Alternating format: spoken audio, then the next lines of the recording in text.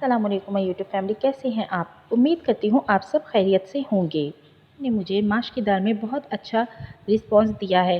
आगे आप लोगों से अच्छी ही उम्मीद है, ताकि आप अच्छे से अच्छे मुझे व्यूज़ देते रहेंगे तो मैं आपके लिए अच्छी से अच्छी नई से नई रेसिपीज़ लेकर आऊँगी। अल्लाह आपको हमेशा खुश खुर्रम और आबाद रखे, आमीन सुम आमीन। चलिए जी, आज जो मैं आपके लिए रेसिपी लाई हूँ वो है आलू मटर कीमा। बीफ का कीमा है, बीफ में बना रही हूँ। चलिए जी, हम अपनी रेसिपी को स्टार्ट करते हैं। बिस्मिल्लाहिर्रहमानिर्रहीम। नमक हस्बे ज़रूरत, हाफ़ टेबल स्पून गरम मसाला, हाफ़ टेबल स्पून पिसा हुआ धनिया, 2 बड़ी इलायचियाँ और 1 टीस्पून हल्दी और 1 टीस्पून रेड चिली पाउडर। ये मैंने देखिए 2 दरमियाने साइज़ के टमाटर लिए थे और एक मैंने मीडियम साइज़ की प्याज ली थी, एक स्मॉल साइज़ की, और आलू मैंने लिए थे 200 ग्राम। इसको हमने क्यूब शेप में काट लिया था और 100 ग्राम हमने लिए थे मटर। मटर को हमने अच्छी तरह वॉश कर लिया था। ये मैंने स्लाइस शेप में प्याज काटी है और चॉप करे मोटे मोटे चॉप किए हैं टमाटर। फिर मैंने हरा धनिया लिया हाफ मुट्ठी और उसमें 4 से 5 अदद हरी मिर्चों का इस्तेमाल किया। अब मैंने एक पतीली ली है, पतीली में मैंने 1 कप ऑयल डाला है भर के। ऑयल को हमने हल्की आंच पे गरम करने के लिए रख दिया। जब हमारा ऑयल हल्की आंच पे गरम हो गया तो हमने इसमें अपनी प्याज कटी हुई ऐड कर दी और प्याज को हमने लाइट ब्राउन होने तक पकाना है घी में। ये देखें प्याज हमारी लाइट ब्राउन हो चुकी है ऑयल में। इसमें हमने आधा किलो कीमा ऐड कर दिया जो मैंने बीफ का इस्तेमाल किया है। अब हमने ऑयल और प्याज में कीमे की भुनाई करनी है अच्छी तरीके से। कीमे को हमने ऑयल और प्याज में इतना भूनना है कि इसका कलर चेंज हो जाए। जब इसका कलर चेंज होने लगा तो हमने इसमें लहसुन अदरक का पेस्ट ऐड कर दिया।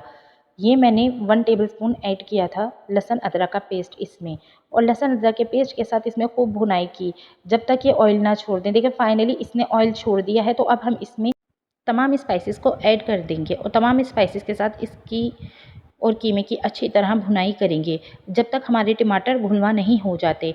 ये अब हमने इस तमाम स्पाइसेस ऐड कर दी हैं इसमें, और जो प्लेट में लगी रह गई थी उसमें हमने 1 घुट पानी डाल के वापस ऐड कर दी इसमें।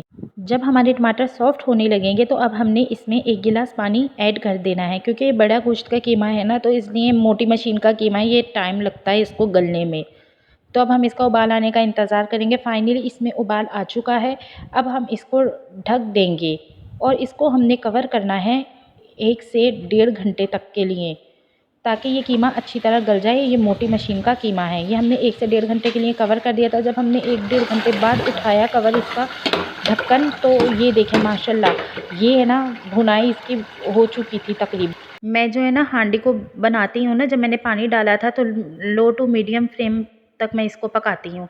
अब इसमें हम आलू मटर को ऐड कर देंगे।